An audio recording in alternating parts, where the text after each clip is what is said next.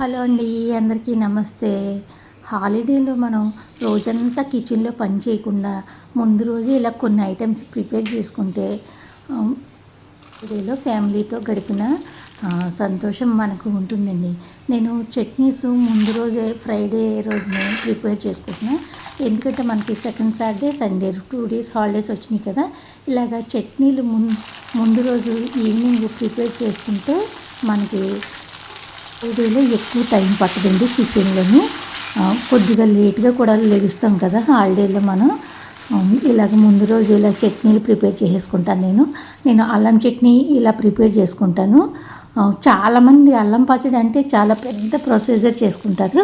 అలా కాకుండా ఇలా చేసుకోండి, చాలా సింపుల్గా చాలా టేస్టీగా ఉంటుందండి.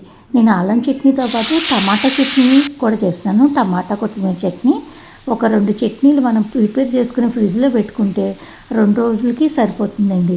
నేను అన్నీ ఇలాగా వేసేసుకుని మగ్గనిస్తాను. కొద్దిగా టమాటా చట్నీలో కొద్దిగా చింతపండు బెల్లం కూడా వేసుకుంటే చాలా బాగుంటుంది. ఇలాగ మగ్గిన తర్వాత మనం మిక్సీ పట్టుకుని తాలింపు వేసుకుంటానండి. చాలా సింపుల్గా ముందు రోజే ఇలాగ ప్రిపేర్ చేసేసుకుంటే మనకి టిఫిన్స్ బ్రేక్ఫాస్ట్ చాలా త్వరగా అయిపోతాయి.